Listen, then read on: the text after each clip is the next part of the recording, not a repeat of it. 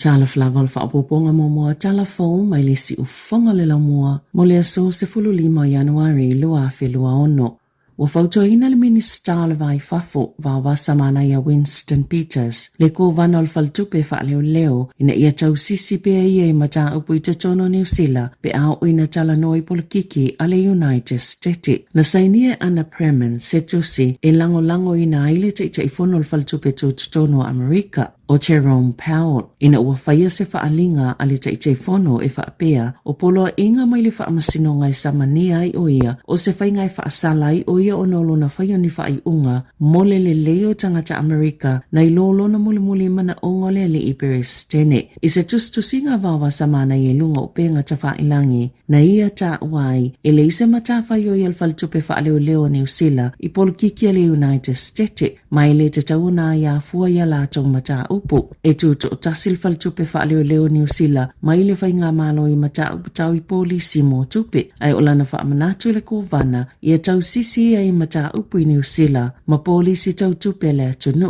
o le fautuanga le ala matanga luenga le mai fafo New Zealand pe a fai e fesili le kovana mo salato fautuanga pe tai e le i fesili ngia le matanga luenga le tamai tai kovana o le faltupe faale leo pe ona sau nova va samana ia e se fulu tolu isi faltupe faale leo ile lalolangi wala tau saini fo ile tusi ma e ele taltonunga o le ai manise fa opopo atu iai savala au le presidente o le United States Donald Trump ile faltupe tu tono ina ia fa pa upa sene tulu youtube masaya fa laulo ina fa lawa i telefo ia le otoi mamao ai fa ate ese le tai fono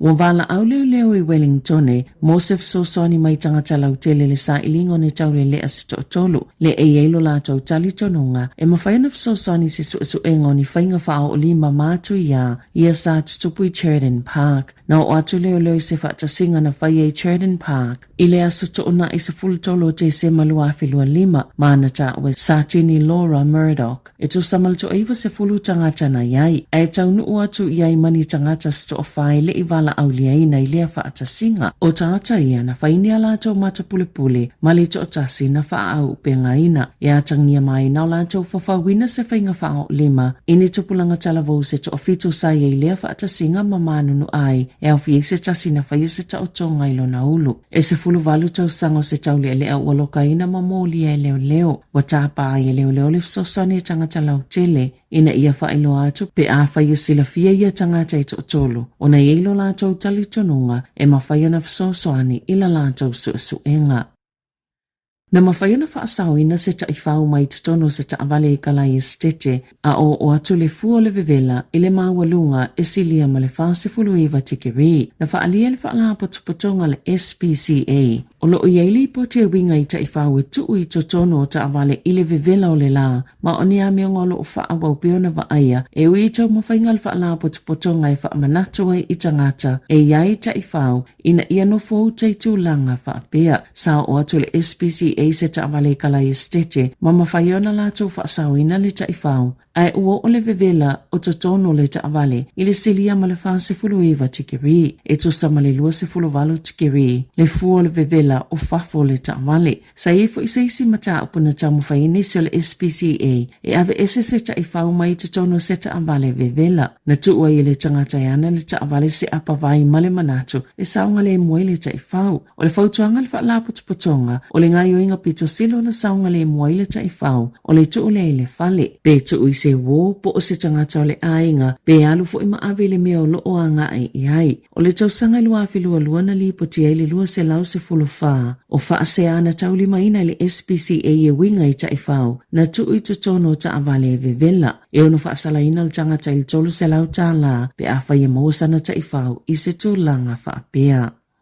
ele i lava le taime su e ini taule le a se tolu ni mea e whaao peo pea ai ina ua sailo la tau waa pe ona whaalia le vaenga le Coast Guard e ono I tō lao whaatawhia ia tau lele ai le sami, mai mau atu o whaaupeopea I se ofu whaaola e tasi, o se pakete ma se kaalo ne penisini I ngā tai o Tōlanga Bay I le aso lulu, na alule sa ilinga tele a o le itaina le se fululu I le awauli. Ina ua whaafua se o na sa ele wa au tau le lea pe ona whaalia Aaron Boyle o le Coast Guard Gisborne na ia whaalia e mau atu o matua vai lava I la tau ne ia tolu. Mai laki ona ole vave o na maua na whaalia le ta o le vaenga la vea ai le Rescue Coordination Center. O se whaata ita inga le leite le leo le ngā lulue whaatasi o la ma whaala potonga ina ia manuia la tau mawhainga. Mana vave na tali atu I la tau umaina uolongo ina le whaalave ma mawhai na whaasawina I soifua o ia tau le lea.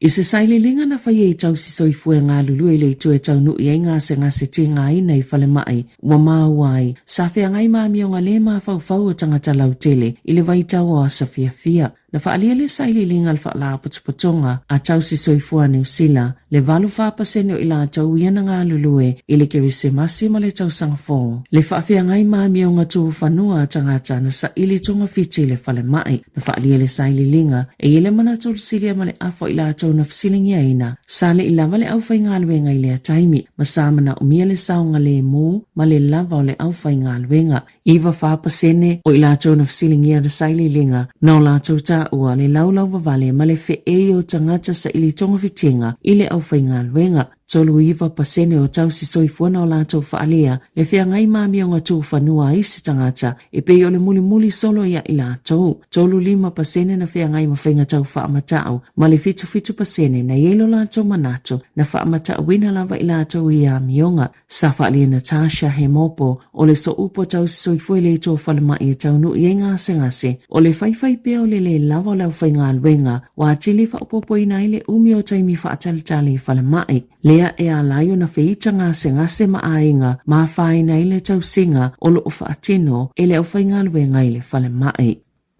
O mawhaiona whaatua mawina le tūlanga le tūsifolaua New Zealand, pe ona I le whaatūlanga ngā tūsifolau I le lalangi e tūsai masu enga le Henley and Partners Index, o lo whaawai e whaamatalanga I whaamamonga a le International Air Transport Association e au whitus whalau ese se lau iwa se fulu iwa, manofanga ese lua se lau lua se fulfito e tau nuu iei whai ngā malanga a tangata whiawai. O le tus whalau New Zealand, e mawhaiuna malanga I atunu e se lau valu se fulu tolu e au noa ma se visa mo umia, ua pa uma I le se lau valu se fulu ono sa iai, I le masina o ke topa, ma o lo iei nei le tūlanga ono, whaatasi manisi o atunu, o lo tūlanga mo Singapore e se lau wiva se fululua atunu e le ini visa mo umia. Mō tangata e whaongaina I atu sifolau o Iapani ma Korea I saute tūlanga lua I le se lau valu sifuluvalu. O Denmark, Luxembourg, Sebania, Suetena ma Switzerlandi e ta I se lau valu sifuluono. O le tusifolau Amerika, o lo ili tūlanga se fulu, e se lau fitu I vātunu e mwhena malanga I ele tangata e au noma se visa e mo umiaina, o le atunu o lo ili tūlanga muli lava o Afghanistana, e na o le luas fulfa atunu e talia ili tusifolau e au noma se visa.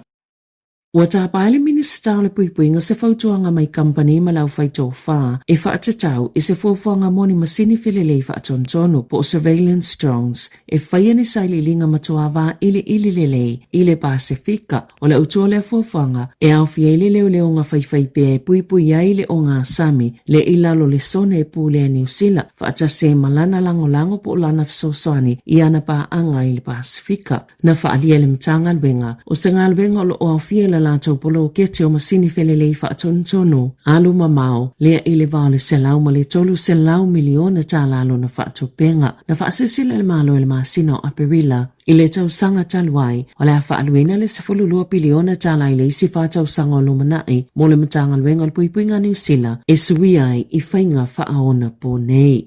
I whawhatu New Zealand, na ngāwi lalo se silingi se ngāluenga o wala no whaafi tele wawave e langolango ina e saina I Totono Thailand, ma awhia I se no whaafi la upasese I le asolulu, na maali le waitangata I to olua se fululua, whaapea mali to o tele na manunua, sa ngālulu le vaenga lavea I tau lau I se tangata maili no whaafi I Nakhon Ratchasima I mātu sa sae o Bangkok.